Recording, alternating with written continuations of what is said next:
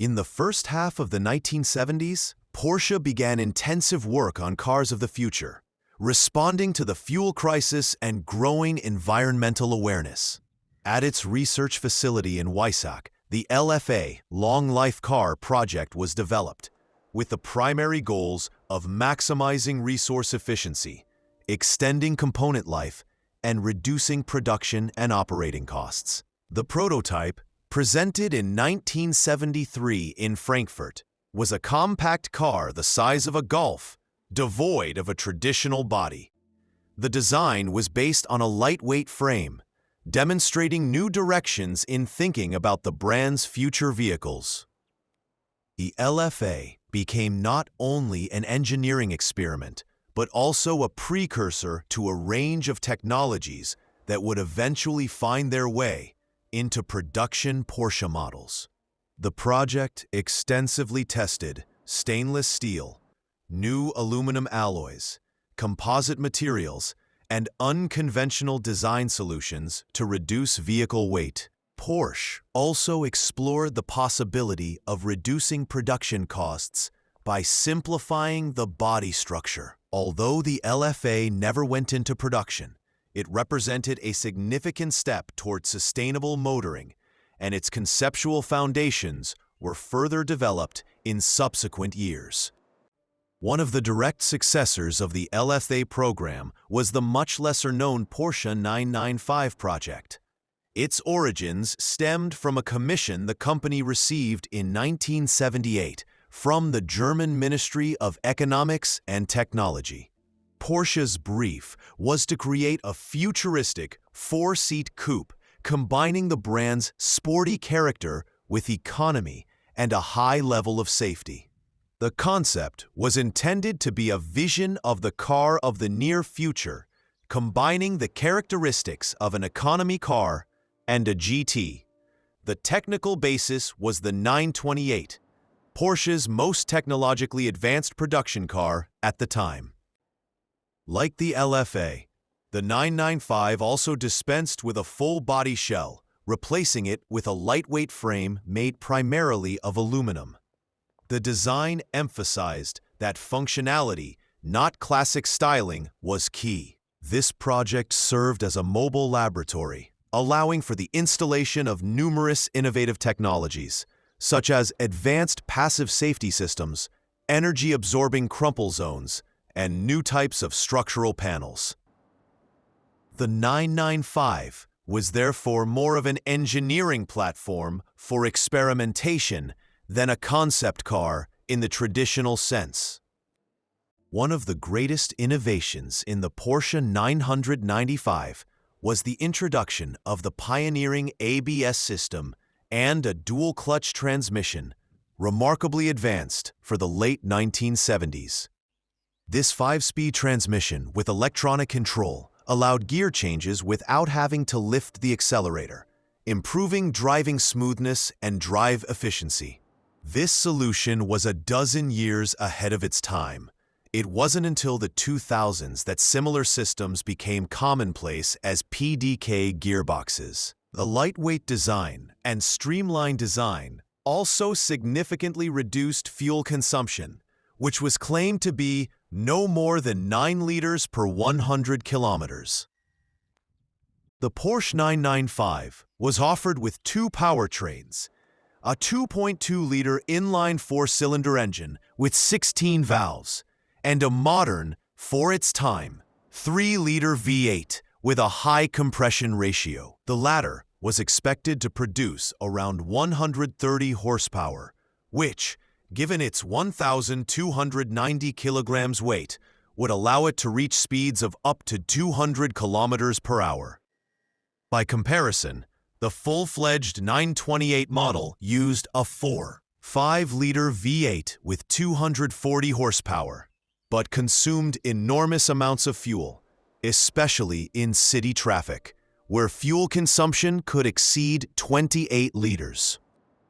Although the Porsche 995 was a visually simple design, its significance for the brand's development cannot be overstated. The project allowed for the testing of technologies that would later find their way into production cars, from safety innovations to drivetrain solutions.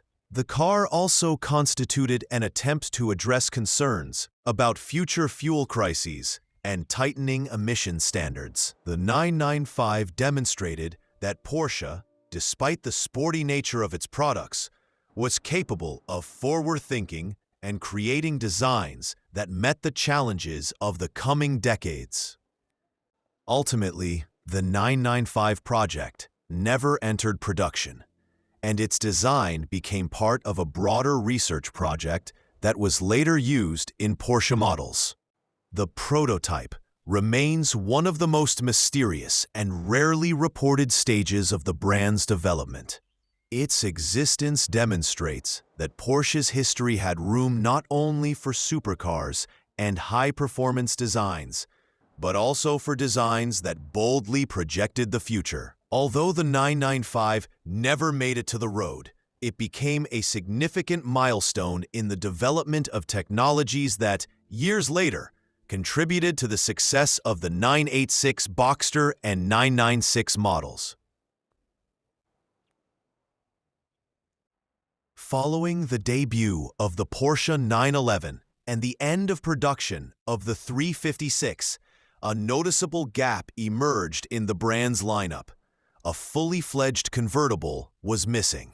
As demanded by customers accustomed to the numerous open-top versions of its predecessor, Porsche was slow to fill this niche, focusing its resources on developing a new coupe.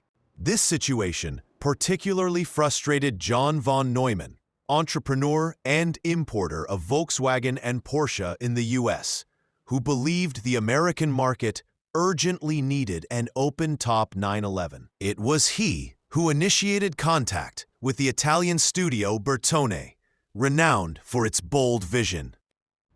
Neumann entrusted Bertone with a comprehensive task, not a simple roof modification, but a complete body redesign to suit the tastes of American customers and enable short-series production. The Italians approached this project as a fully fledged styling exercise. The end result differed significantly from the original. The body lines were sleeker, more wedge-shaped, and the front end was visibly redesigned. Remarkably, the design almost completely concealed the fact that the engine was located in the rear, a fundamental yet difficult feature for Porsche. Bertone designers gave the car futuristic features that were exceptionally bold for the mid-1960s. Particularly noteworthy were the retractable headlights, fully integrated into the hood, and the subtle air intakes on the sides. The interior differed equally significantly from the production 911, with the instruments arranged vertically in the center console, giving the cockpit a conceptual character. The overall effect was more like a prototype showcasing the studio's capabilities than a variation on the 911. Bertone had created a car with its own identity, unconventional and daring.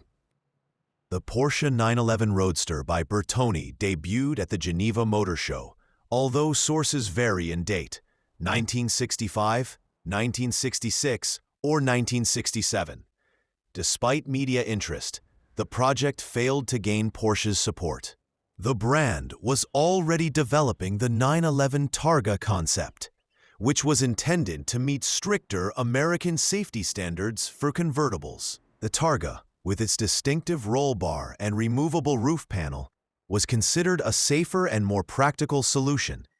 It became the semi-official successor to the open-top versions of the 356, sidelining the Bertone project. While the car was revolutionary in terms of style, its technical design was based on familiar Porsche components. The prototype was equipped with a classic 2-liter, 130 horsepower, 6-cylinder Boxer engine, the same engine used in the first versions of the 911. This engine retained its distinctive sound and power delivery. However, Since the project was intended as a demonstration, no further development was undertaken for production use. Only later was the engine replaced with the more powerful 160 horsepower unit from the 911S to emphasize the prototype's sporting potential. In the following years, the car underwent numerous cosmetic changes, including paintwork, upholstery, and wheel rims, to showcase it at various events and photo shoots. Bertone used the prototype as a showcase for its creativity and proof of its ability to reinterpret cars from the world's most prestigious brands. Although it wasn't intended for homologation or road testing, it served an important image-building function, demonstrating the Italian studio's ability to combine elegance with technical audacity. Although Porsche didn't consider putting the Bertone Roadster into production, the project left a distinct mark. It demonstrated that the 911 in the 1960s was not yet an untouchable icon, but rather a platform open to experimentation. The prototype also provided an opportunity to test how far a Porsche could be reinterpreted without losing its sporting essence. This story fits into the broader picture of an era when manufacturers readily utilized the services of external design studios to explore new stylistic directions without interfering with mainstream model development. The Porsche-Bertone collaboration resumed in 1994 when the studio presented the Charisma concept car, this time a four-seater, also based on 911 technology. This design, like the Roadster from 3 decades earlier, remained merely a stylistic proposition. Bertone's 1966 911 remains a one-of-a-kind example to this day, a bold, unique interpretation of the iconic model and a fascinating testament to how different design visions could intersect with Porsche's DNA. It's a rare example of a different take on an icon, one that has, over time, earned the status of a collector's item. In 1993, Porsche unveiled a concept for a small, mid-engine roadster called the Boxster, which went into production 3 years later. This meticulously executed plan is still bearing fruit today, but it wasn't a perfect first attempt. The German company had been eyeing this segment long before, and the Boxster's predecessor was the 984 prototype, also known as the Porsche Junior. The 984 Roadster was designed in 1984, and one of its features was a removable hardtop. The car measured only about 375 centimeters long, 158 centimeters wide, and weighed just under 880 kilograms. Squeezed between the driver and passenger seats and the rear axle was the engine from the 944 Coupe, which, in its basic version at the time, was powered by a 2.5-liter inline-4 engine, producing 163 horsepower. With a little encouragement, the miniature Porsche was said to have exceeded 100 kilometers per hour, 62 miles per hour, in about 7.5 seconds and reached a top speed of 220 kilometers per hour, 136 miles per hour. The vehicle originally grew out of a collaboration between Porsche and Seat, in which Volkswagen acquired a majority stake in 1986. In the early 1980s, Porsche was to participate in the development of engines for the Spanish brand's new models, the first to be designed independently of Fiat, one of Seat's founders. The collaboration didn't end there. The companies also found common ground on the design of a small roadster. However, the Spaniards miscalculated the costs and, instead of sticking with the original concept, opted for the Ibiza Cabriolet, which remained a prototype. Porsche continued on this path on its own. The 984 project was killed by the global dollar crisis, and the vehicle never went into production. Plans included four-wheel drive, which was already proving successful in the 911 and 959 models at the time. The junior prototype remains hidden in the warehouses of the Porsche Museum. In December 1951, Dr. Ferry Porsche made his first post-war visit to America. He was overseas to consult on military projects and work with an official representative on the distribution of his cars. The latter suggested that Porsche should contribute to the development of a popular American car to be produced by Studebaker. The project was launched following the brand's surprising rejection of a license to produce Volkswagens. In the spring of 1952, Porsche and his top brass visited Studebaker with a prototype of a two-door Porsche 356 with an extended wheelbase and room for 4 adults.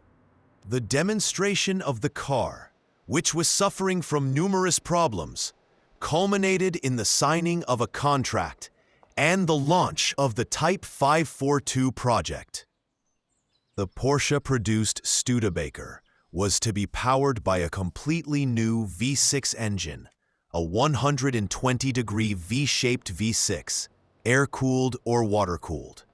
2 variants were developed immediately.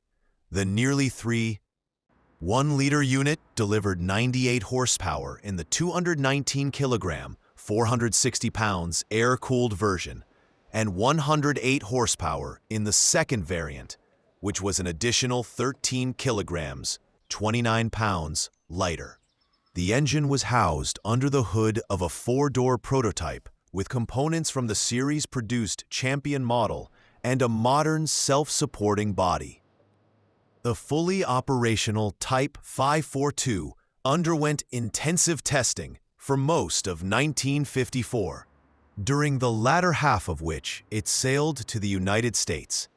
A few months earlier, the prototype had been shown at the Geneva Motor Show. Studebaker was impressed by Porsche's creation, but lacked the funds to complete it and bring it to market. The debt-ridden company was soon taken over by Packard, who had no intention of spending millions to complete the project. The Porsche-Studebaker partnership ended before the end of 1954. Today, only a prototype air-cooled V6 engine remains, residing in the German Marx Factory Museum in Stuttgart. In the early 1960s, another attempt was made to build a popular American sedan with a Porsche engine in the form of the Type 633 project, but this time it ended in mere blueprints. The Porsche 914 debuted at the 1969 Frankfurt Motor Show as a collaboration with Volkswagen, intended to be an affordable entry into the world of sports cars. It was Germany's first mass-produced mid-engined car, causing an immediate sensation. Thanks to its excellent handling, modular construction, and fresh styling, the Roadster quickly gained popularity, becoming the brand's best-selling model in the first half of the 1970s. Its role was crucial. It attracted a wide audience not only with its Targa-style design, but also with its new driving philosophy focused on ideal weight distribution. Production versions of the 914 were offered with both a 1.7-liter 4-cylinder boxer engine and the rarer 2.0-liter 6-cylinder engine, chosen by just over 3,000 customers. Nearly 119,000 units had been built by 1976, confirming the project's enormous success. However, in the Porsche world, there was always room for experimentation. Thus was born the concept of the 914/8, an extreme variant equipped with the 8-cylinder racing engine from the 908. Only 2 examples were built, each with a slightly different character, purpose, and degree of refinement. The first 914/8 was created at the request of Porsche's head of development, Ferdinand Piëch, an ambitious man known for his passion for speed. The compact body, less than 4 meters long, housed a powerful 3-liter 8-cylinder engine, generating approximately 330 horsepower and over 320 newton-meters of torque. The overall weight was approximately 1,150 kilograms, ensuring performance comparable to racing prototypes. Externally, the car was distinguished by flared wheel arches, a distinctive oil filler in the bumper, an external fuel cap, and wider, retractable headlights. The interior of the first 914/8 betrayed its racing nature. The tachometer, graduated to 10,000 RPM, was the focal point, and cabin soundproofing was practically non-existent. The car could accelerate to 100 kilometers per hour in around 5 seconds, reaching over 250 kilometers per hour.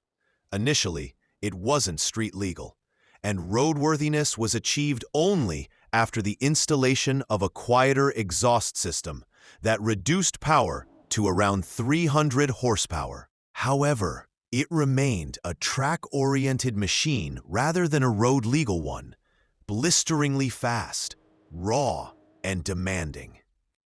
The second 914/8, this time finished in silver, was created for Paris-Porsche's 60th birthday.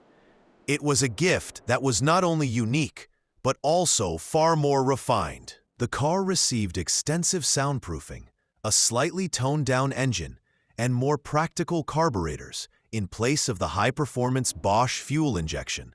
The intake system was also modified, classic air filters were installed, and a fixed roof was added to improve the car's everyday usability. In this more road-oriented version, power was reduced to 260 horsepower and torque to around 260 newton-meters, allowing it to reach 100 kilometers per hour in around 6 seconds and reach speeds in excess of 235 kilometers per hour. These are impressive figures for a car with popular roadster roots. Despite its more gentle character, it was still a fully fledged, motorsport-inspired Porsche, ideal for the dynamic rides on alpine roads that Paris-Porsche enjoyed. The car became his personal machine, one that was incredibly close to his heart. Both 914/8 used the 916 Type 5-speed gearbox, familiar from the 908, which was capable of handling the enormous potential of the racing Boxer engine.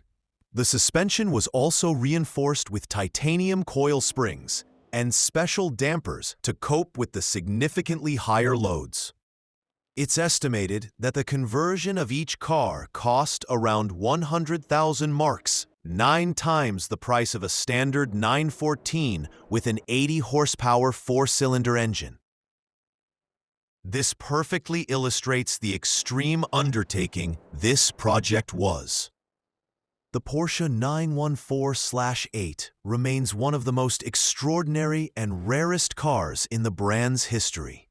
Built in 2 unique examples, it combined the spirit of a lightweight roadster with the brutal power of the 908 prototype, earning it legendary status as an absolutely uncompromising experiment. Although it never entered series production, its legacy influenced subsequent Porsche designs, and the idea of a compact mid-engine car resurfaced in subsequent decades, paving the way for models like the Boxster and Cayman. Today, the 914/8 remains an icon of 1970s audacity and innovation. The Porsche 935 family represents one of the most impressive branches of the brand's motorsport history. These were high-performance machines built according to Group 5 regulations, which allowed for extensive aerodynamic and mechanical modifications. The 935's design was based on the 911 turbo of the 930 type, but the degree of engineering intervention meant that these cars shared little in common with the road model beyond their general silhouette. The series won key world races from Le Mans to Daytona, building the brand's legend as a builder of not only fast, but above all, efficient machines. During its heyday, the 935 triumphed in over 100 international competitions. The most recognizable were the 935-77, the 935-78 Moby Dick, and various evolutions built by private teams, which often introduced their own reinterpretations of aerodynamics. These dominated the late 1970s, reaching speeds in excess of 360 kilometers an hour on the Mulsanne Straits. The design became a symbol of the era of extreme prototypes, where technological boundaries were pushed almost every race. It's no wonder, then, that the idea of a road-legal 935 sounded both madness and the fulfillment of racing dreams. Porsche didn't officially consider creating a road-going version of the 935. The reason was simple. The car was too radical, too loud, too specialized. However, in the 1980s, the Sonderwunsch division, catering to the unique wishes of wealthy clients, gained increasing importance. When someone wanted a road-going 935, the company faced a daunting challenge: how to transform a track machine into a commercial vehicle without losing its character. It was then that the idea for the unique design we now know as the 935 Street was born. The idea was conceived by Mansour Ojeh, a Saudi businessman and president of the TAG Group. Ojeh became famous as a key investor in the McLaren team, co-responsible for the subsequent success of TAG Porsche engines in Formula One. With his vast financial resources and passion for cars, he wanted to create a truly unique Porsche. He placed the order in 1981, specifying that he wanted a road car with the racing character of the 935, but with factory quality, not workshop quality. Work began in 1983 with the disassembly of a brand new Porsche 911 Turbo. Engineers replaced a significant portion of the body panels with components from the 935 race car, including the massive side skirts and the distinctive two-tiered wing. The flat-bow front end was handcrafted, giving the car an aggressive, flat line that improved airflow and reduced drag. Every body element was refined to combine track-bred aerodynamics with the durability required for everyday use. The interior was a stark contrast to the Spartan cockpits of the 935. Ojeh desired luxury in a racing shell, so the cabin was trimmed with premium leather, wood accents, and a modern, for the 1980s, high-end audio system. The instruments were positioned to resemble those found in track cars, but were more convenient to operate. Perfecting the ergonomics in such an extreme design proved to be one of the biggest challenges. The 935 Street had to look like a track beast, but handle like a street-legal Porsche. The chassis received Bilstein air shock absorbers, combining sporty stiffness with a touch of comfort. The braking system was a blend of components from the 911 Turbo and 934, ensuring high performance and resistance to overheating. The center-mounted rims were custom-made, and the extra-wide Pirelli P7 tires provided grip worthy of a race car. For complete functionality, BBS also created a unique spare tire located under the front cover.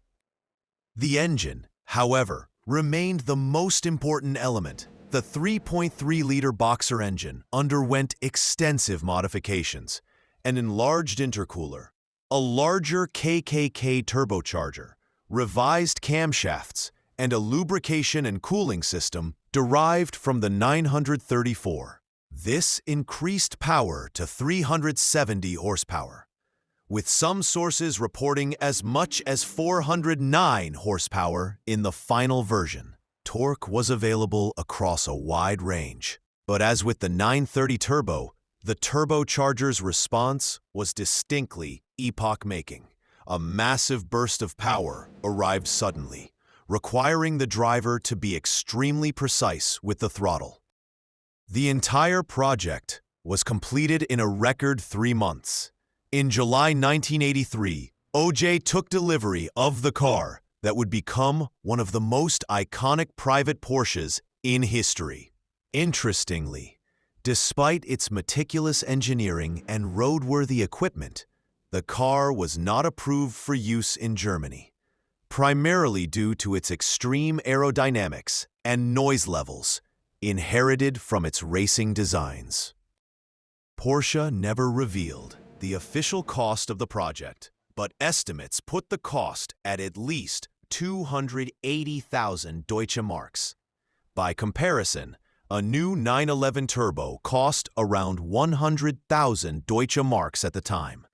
The enormous price difference stemmed not only from the number of modifications, but also from the handiwork, custom equipment, and the need to use parts from factory racing programs that were not intended for civilian production. Although only one example was built, the 935 Street project had a significant impact on Porsche's subsequent development. It inspired the formal expansion of the Sonderwunsch program, which later evolved into the now famous Porsche Exclusive Manufacturer Division. It was through such commissions that the manufacturer began systematically offering a wide range of customization options, combining exclusivity with factory quality. Today, the 935 Street remains one of the most fascinating, unique pieces in the brand's history. It fuses motorsport DNA with luxury and customer individuality, a testament to an era when the most extravagant desires could become reality, provided they had the right budget and name behind them. The car symbolizes Porsche's ambition, a brand that was capable of creating a road-legal version of one of the most radical racing models in history. Today, the 935 Street stands as a legendary benchmark for all one-of-a-kind designs. The Panamera, unveiled in the spring of 2009, was Porsche's first production Grand Tourer with 2 doors, but not the brand's first car of this type. Even before World War II, Ferdinand Porsche had been working on a cruiser based on the Auto Union race car, and in 1952, he designed a full-size sedan for the American Studebaker. When his son began designing cars under his own name, there was no shortage of similar ideas. The Ghia studio, among others, envisioned a 4-door Porsche, and in the 1960s, a prototype 911 with 2 doors was created. None of these projects reached the market, however, and the larger Porsche theme returned with even greater force in the 1980s. First, an experimental 928 S4 Coupe with a second pair of half doors was created, and in 1988, work began on a completely new model line, the 989 Sports Sedan, which was to be launched in 1995 and open up previously untapped markets for the company. This all-new vehicle, with its sleek modern lines, was to be powered primarily by a front-mounted aluminum V8 engine. The Germans envisioned equipping the car with a 2-liter unit that would deliver around 350 horsepower and, weighing 1,570 kilograms, allow for a top speed of 280 kilometers per hour.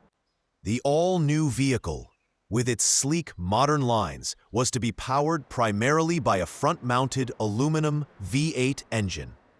The Germans envisioned equipping the car with a 2-liter unit, which would deliver approximately 350 horsepower and, weighing 1,570 kilograms, allow for a top speed of 280 kilometers per hour.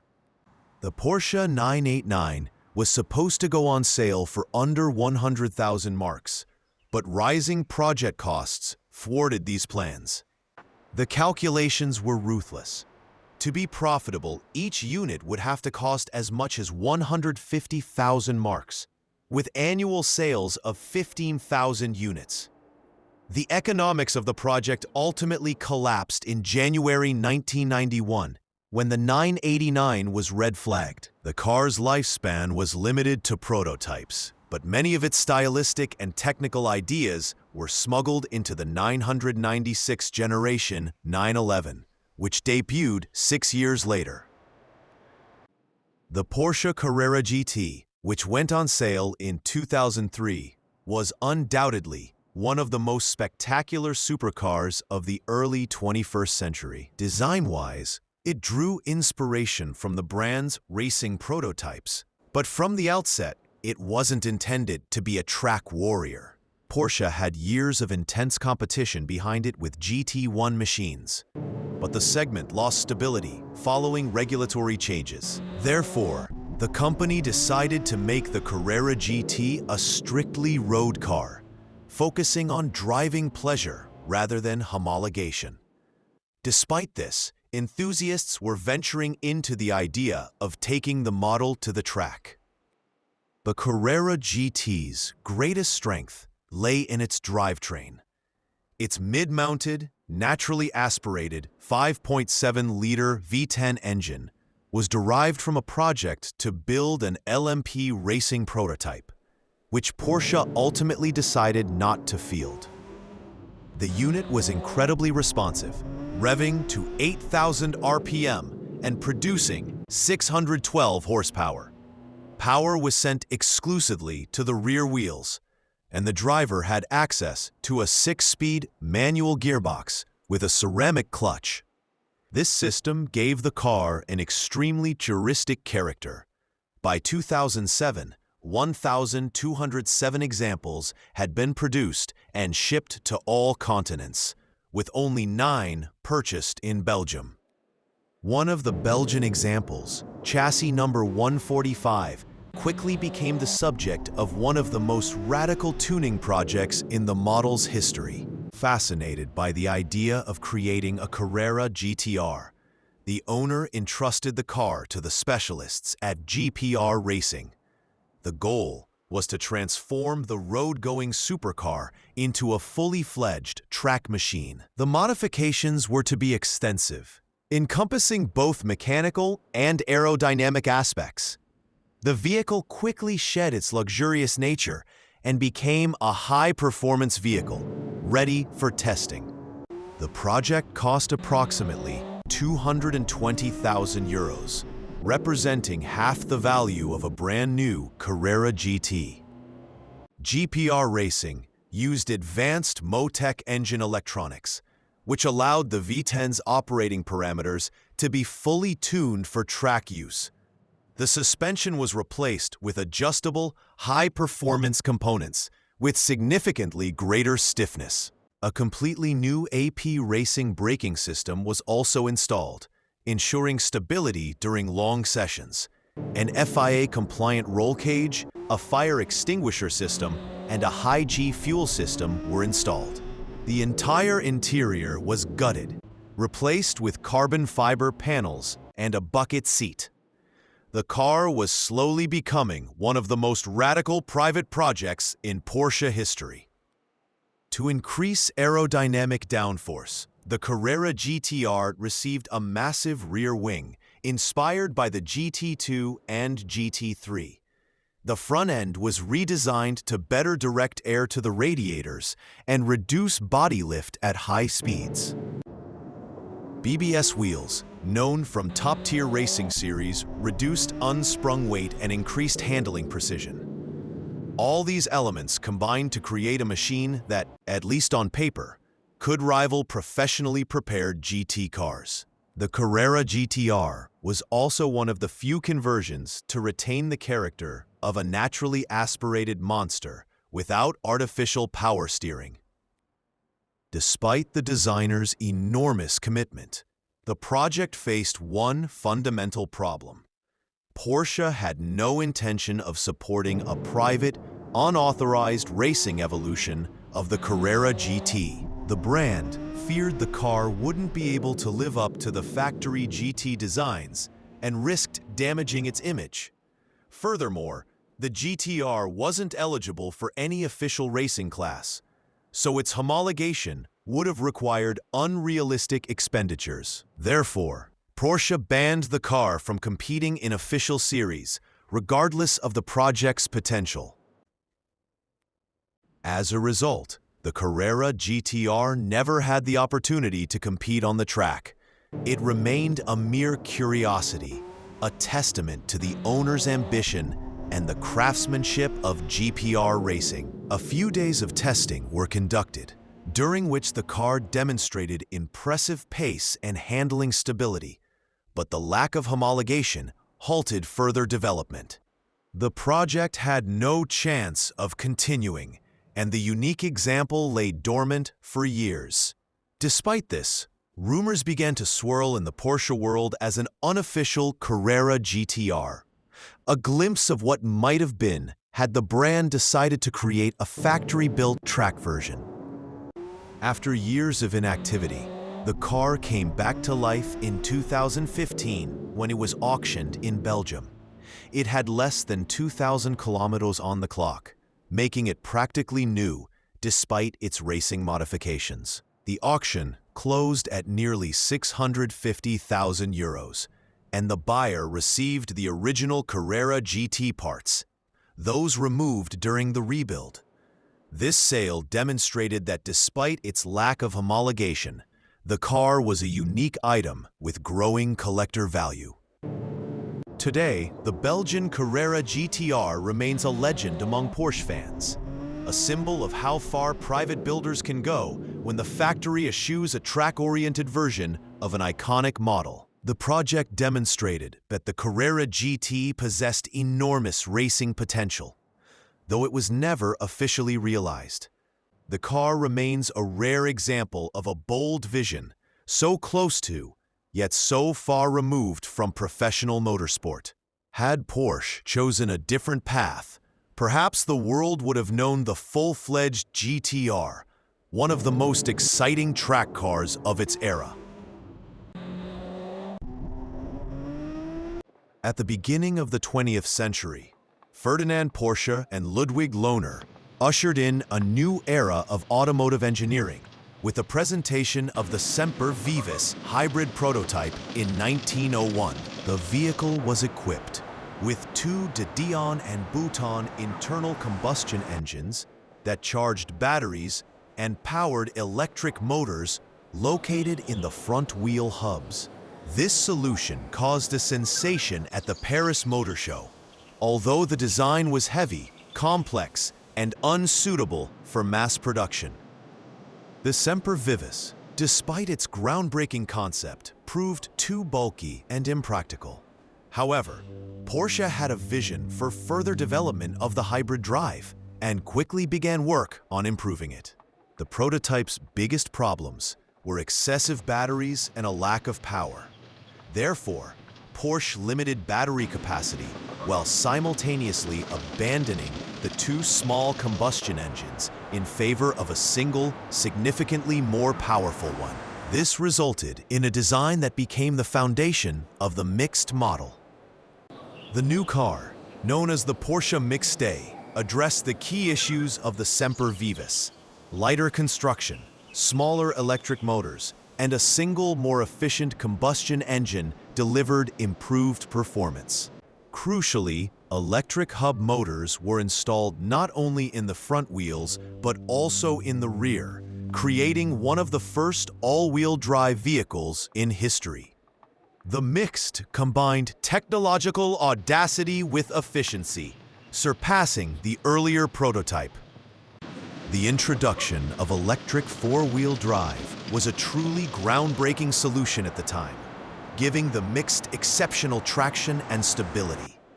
Its design allowed for a smoother ride and eliminated the need for a traditional gearbox. It was a technological milestone, confirming that hybrids could be a viable alternative to traditional combustion engine cars. The Mixte became a symbol of engineering audacity, decades ahead of its time.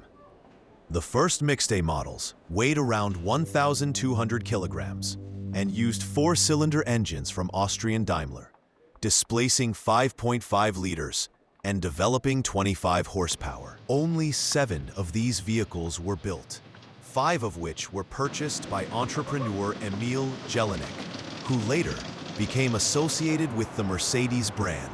After the contract ended, Porsche used Panhard and Levasseur, which licensed hybrid production for several European markets, continuing to develop the concept.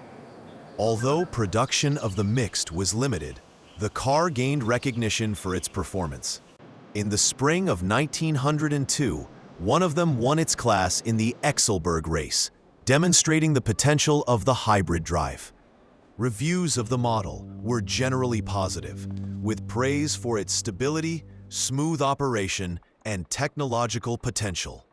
However, despite its technical advantages, the design proved too expensive and complex to achieve widespread market acceptance.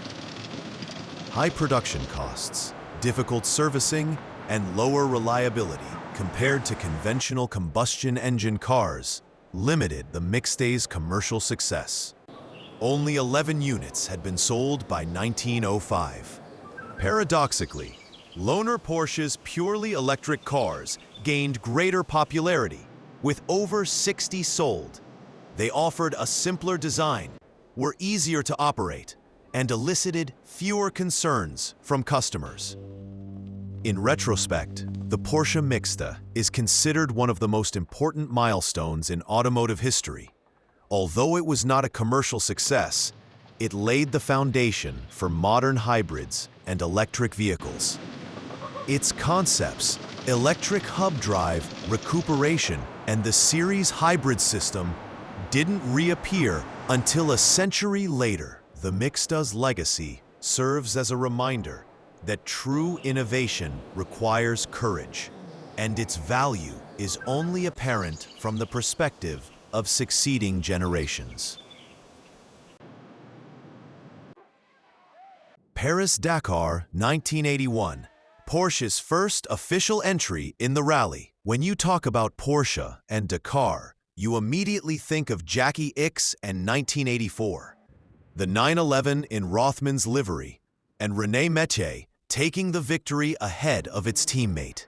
What's less well known is that the parent company had already participated in the rally through its importer in France, Sonauto, 3 years earlier.